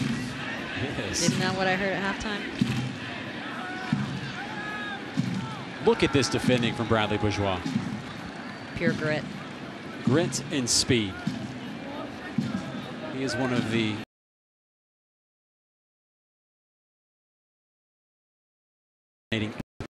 on the team. Power, explosiveness, speed. Washington loves a left-footed service. Puts it on the spot towards Allen, but recovering just in time was Calvano.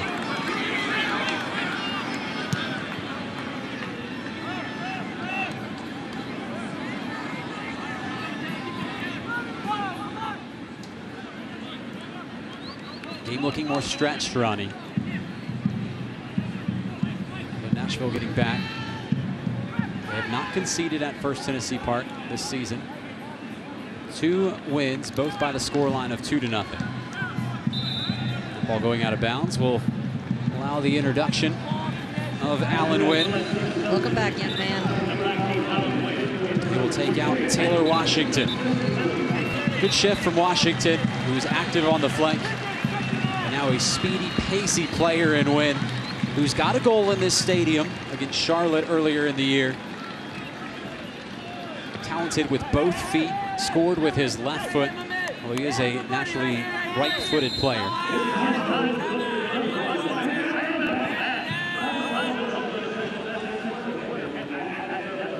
It's time to vote for today's Budweiser Man of the Match. Find the poll at the official Nashville SC Twitter account at Nashville SC. Ronnie, I'll take your vote on the air. Putting you on the spot. Ooh. I actually believe that Allen has been very productive today. I think he's my man of the match thus far. He's had composure with his strikes on frame. He's been good with the ball at his feet. I think he's been overall very effective in his play. And I usually don't like to pick the man of the match on the goal scorer alone, but I think his body of work warrants it today. Based on the history of the poll, it usually is the goal scorer that wins it. Exactly. Precisely my point. Pickens fumbled the shot from Resins, and it gifts Penn FC a corner kick. That's not something we see from Pickens very often right there. That ball must be really slick with the humidity out there. Just took his eye off it. Coca-Cola corner kick, and Penn FC eager to take it quickly. Ball comes in towards the top of the 6. It's Doyle who forwards it along. Jumping was Calvano. Reinserted to the top of the 18. Shot was deflected by Bourgeois. Penn FC pushing the issue. Back post header. Oh no! Not possible! How did Matt Pickens keep that out? That was superhuman.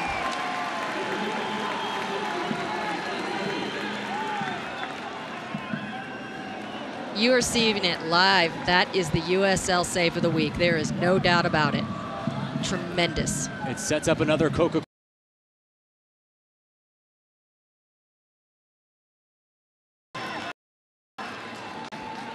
It was in a crowd of players. They've been knocking on the door, and this one just got very, very interesting. And I think it was Kenny Tribbett with the goal. In this stadium, for the first time this season, has been silenced by an opposition's goal.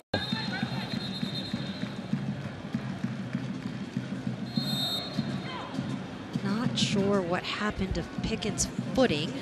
It looks like he was off balance and dropping in, maybe misread the service. I'm unsure, but he definitely went to ground. Because normally that inside the 6 is a save that Pickens going to pick up routinely, and he might have been bumped. Let's take another look at it. So he comes forward to read the service. He drops back. Just loses his footing, it looks like. He may have gotten stepped on by one of his defenders. The throw-in comes towards Meloto, trying to dance around Pizer. And suddenly this game has caught fire. End-to-end action. Right when we thought it may be just a cruise in the park for Nashville down the stretch, Penn FC punches back, and we've got a ball game. And exactly how Penn punches, right? How do they do it? On set pieces and winning balls in the air. That's what they're made of.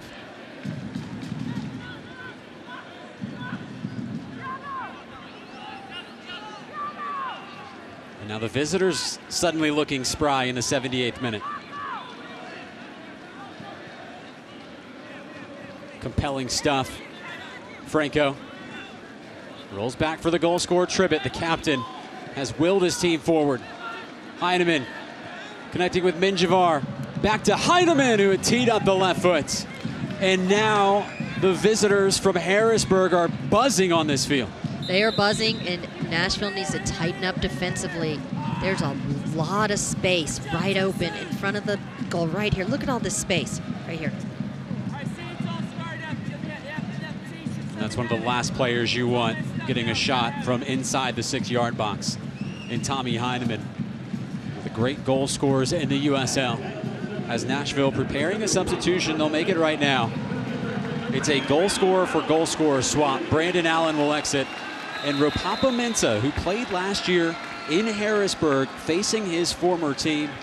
You know he's motivated, Ronnie, tonight. Well, sure, and he's got just enough time to break this game open. I like the fresh legs coming up, and there you see it right away, pressing on the goalkeeper. Getting a turnover.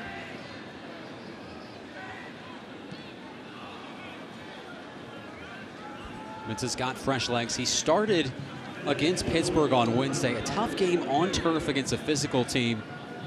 But he came out before the 30-minute mark, just wasn't feeling very well, had been ill during the week.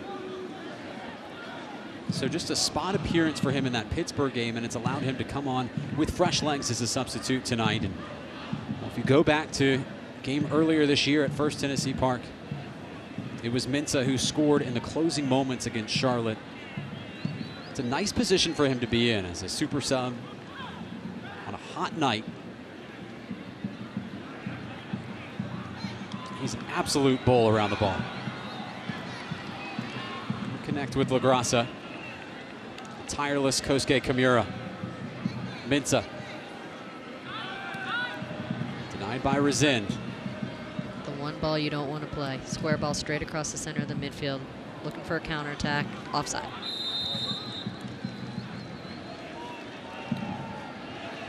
Tonight's Ashton real estate attendance, as we've become accustomed to, a capacity crowd at First Tennessee Park. 8,724. Excellent. Just announced it to the fans. This is becoming one of the soccer scenes in the USL and frankly in the country. It's loud, it's boisterous, it's entertaining. And right now, this crowd hasn't seen Nashville ever lose at home as Michael Reed has found space in the midfield. LaGrassa, first time service towards Mensah. Ropapa Mensah cleared off the line. Another chance, and it's slammed in by Alan Wynn. They've been a pack of wolves all night, and they have their third catch. Super sub connection right there. Ropapa and Wynn.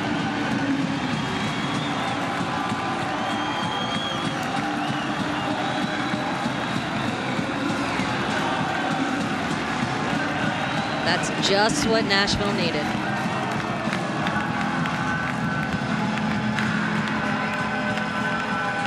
Gary Smith, the genius.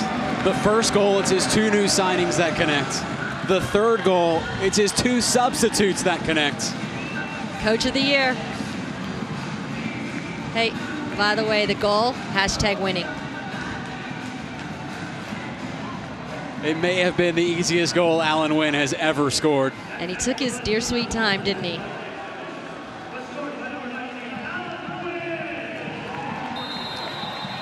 Here it comes, Ronnie. It was chaos. Pinball action. And Michael Reed always being just solid. Great ball, LaGrassa into Ropapa. Misclear, comes back in. Textbook finish.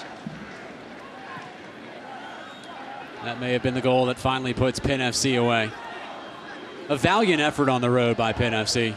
Ropapa's first touch before he took that look on frame was brilliant. It was inside, isolated, he faced up, he created space for himself, and he put a good look on frame there. And what I liked the most was Wynn was sitting right there waiting for the half chance. And as we talked about earlier, as long as it hits the net, it doesn't matter.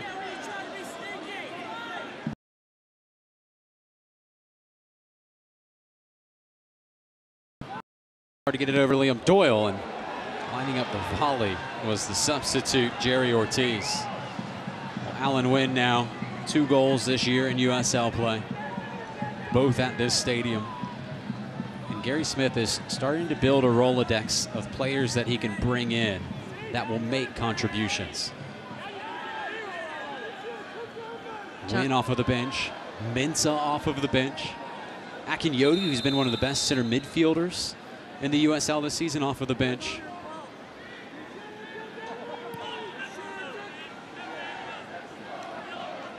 Penn is not taking kindly to this delay and the random ball that just came onto the field.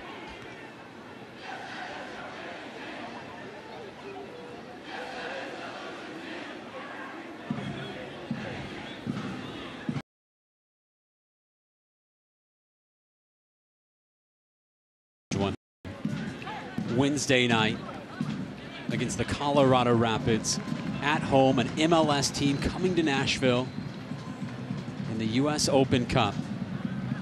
If you're the players on the field, you're obviously hopeful that you'll make the team for that contest. That's step one, isn't it? Getting on the 18, getting the uniform on. Gary Smith's going to have decisions to make. We asked him when we were talking to him earlier this week in our phone call, we said, you know, Coach, is there an A team for you? Your top 11 that you want to field for Colorado and maybe save some players against Penn FC, or are you thinking like that? And he says, I don't mean to be cliche, but every game is so big for us right now that I have to field the team that I think is most likely to win each night. And I think that he's shown a lot of versatility in the group that he puts out there. And depending on the personnel that's on the field, the style of play for Nashville is tweaked just a little.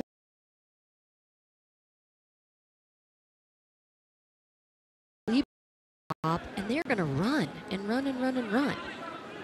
Whereas when you have Allen, who's a little bit more of a true goal scorer and a target, you might play his feet a bit more. Completely different dynamic.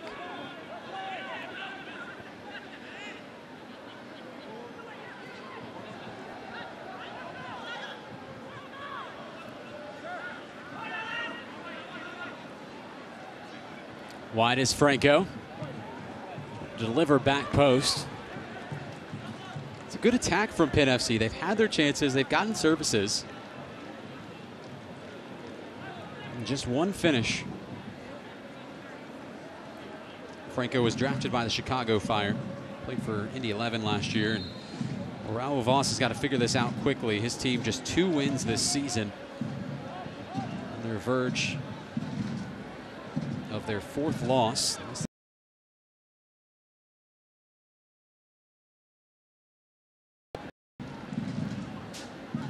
Nashville had the potential of a win tonight, putting them as high as 4th in the USL Eastern Conference table. They do need some results to go their way for that to happen, as Rapapa Mensah in a full gallop off of his line is Pizer beating the Ghanaian there. That's well read by Pizer. I do like that ball in behind, keeping that back line honest. There's a Penn FC player down. And that's why the play's been stopped.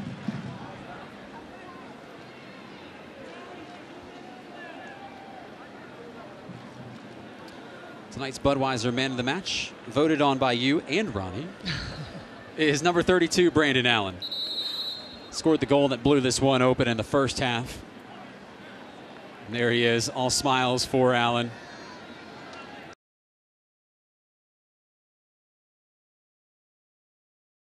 It's a good body of work, goal and assist on the night. And Taylor Washington to his left. I think he's enjoying it more than he is.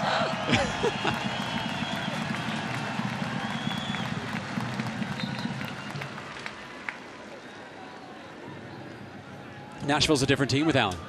The storyline in the first quarter of the season was, well, Nashville's got a great defense, but they just can't score goals. Right. And now suddenly Allen's in, and this team is pouring it on. 3 at home. It's a very valid point. Sometimes it just takes a little bit different personality to change everything.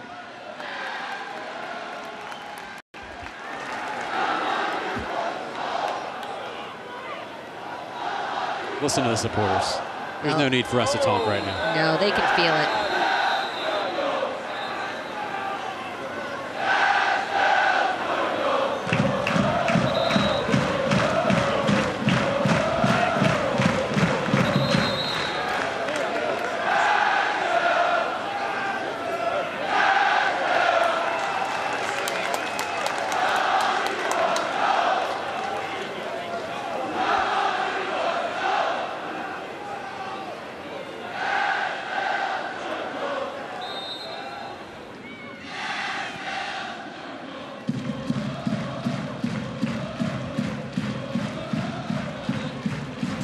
Nashville on the verge of staying undefeated at home this season. As Minta was offside. I will say this every day. The Nashville supporting groups are special. Nashville Soccer Club is fortunate to have such a group of strong supporters behind them. And if you're not part of that movement yet, you should look into it. I don't think anyone has more fun than them. Minta has made an incisive run that has drawn the interest of Pizer. And with Penn FC playing such a high line, Rapapa Minta trying to get in behind. Absolutely. They're going to play that high line, trying to get this second goal. Then the obvious choice for Nashville is to serve it over the top with wheels like Rapapa.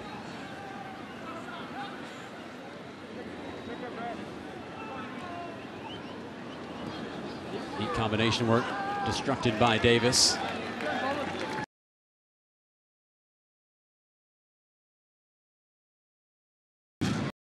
A 0-0 draw. 4 goals in this one. Wasn't it cold and rainy on that day too? It was a weekday game, an early game. Away from our cameras. Yellow card was given to Richard Minjavar, the El Salvadorian player.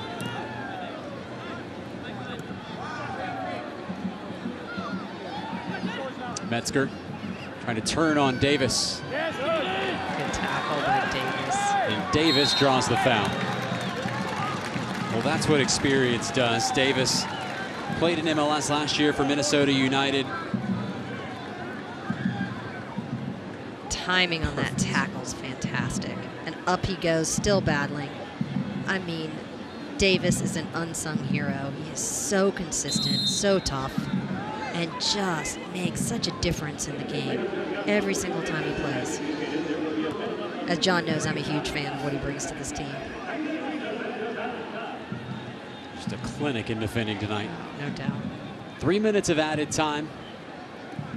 The last chance here for Penn FC. They want to pull off a miracle. They've got to get one quickly. It's Metzger. Service comes into the top of the 6th. It's headed away by Doyle. He's really been dominant in the air. Now Rapapa Minta again trying to get in behind. I'd like to see the stats tonight run on the touches that Doyle had with his feet versus the amount that he had with his head. We can pull that up eventually. Might take a while on the computer, but the USL does keep stats like that. I'd like to revisit that later. Make that your homework assignment. Will do. Speaking of, can we give a well-wishing to our third part of our broadcast?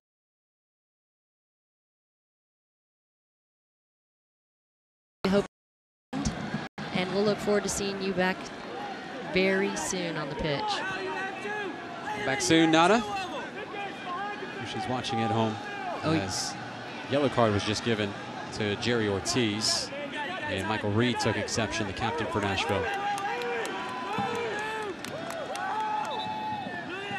See if you're Gary Smith, this game cannot end fast enough. Yeah, the clock is your friend, though. You're up 3-1. Just let it tick away. All right, so I get one, right? One of them's mine. One of them's mine. No, no. My hands are not that long. It's Rapapa Minta who's down for Nashville.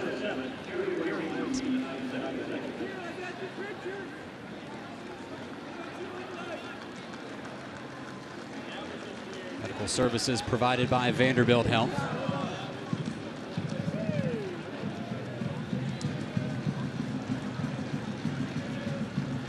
Segments will be all right.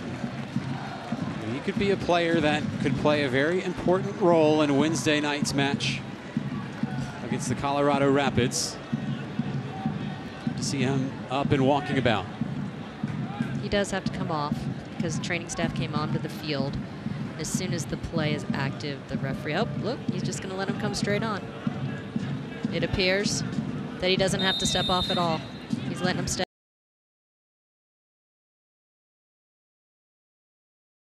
The yellow. Captain Reed standing up for his young 20-year-old teammate in Rapapa Minta.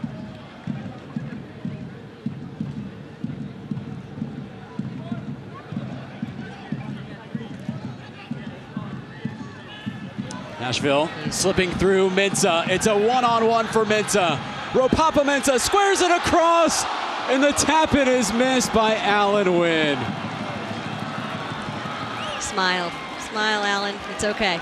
Give it a smile. And that's the last touch of the game. Well, it's a funky end to what should be a celebratory night for Nashville SC. The boys in gold take care of business, and here's the handshake between the two managers that had words before this started. It was Raul Voss that said Nashville played a very long ball, English style, and Gary Smith said, nope, the facts speak for themselves. We play stylistic football, and that's exactly what Nashville SC did tonight. They dropped 3 goals on Penn FC. Congratulations between a manager and his players who really dug in on a hot and humid night in Nashville. I'd like to thank our corporate partners, Nissan, Vanderbilt Health, that is, Dex Imaging, Budweiser, Puckett, Kroger, Heineken, Coca-Cola, MyTV 30, and Fox 17. Still much more to talk about with this one, but Nashville SC at home stays undefeated. They defeat Penn FC 3-1.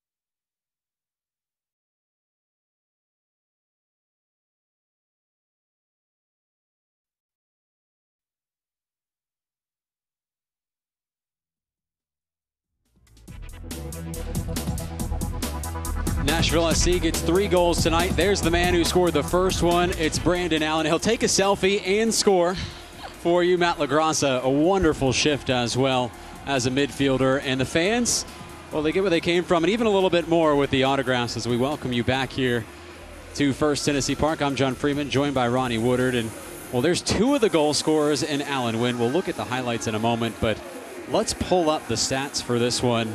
Nashville, of course, outscoring Penn 3-1, but getting outshot 13-10. But you'd say Nashville really had the better of the opportunities in this. The stats don't necessarily speak to the dominance of the boys in goal. No, really, you should pay better attention to the shots on goal versus just shots in general. And if you look, again,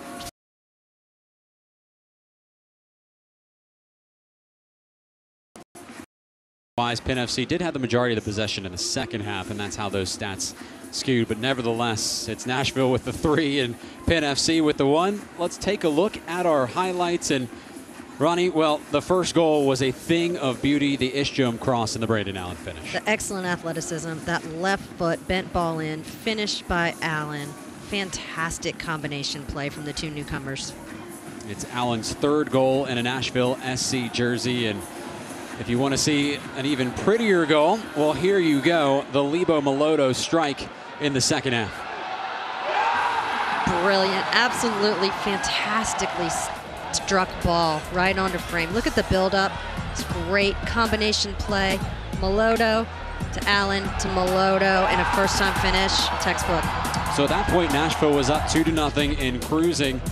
But then Penn FC started to fight back, and they had to draw a couple saves from Matt Pickens.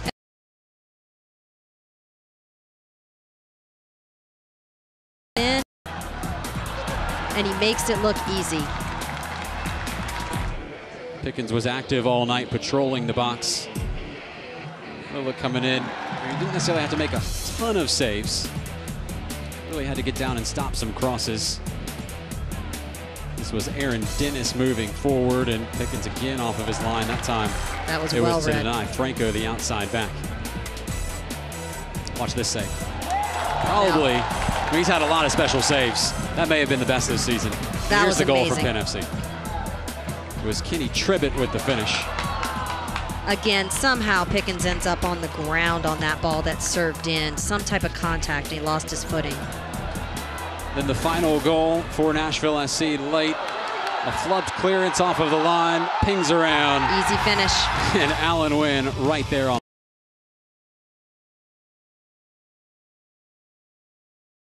Third really put it out of touch, the possibility of them.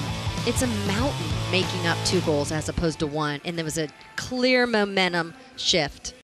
You never took selfies as a goalkeeper, did you, at Duke? I don't think cell phones were around back then. Listen, I don't need you talking about how old I am, telling everybody that we didn't have cell phones when I was in college. I'm sorry, our producer set us up for that one.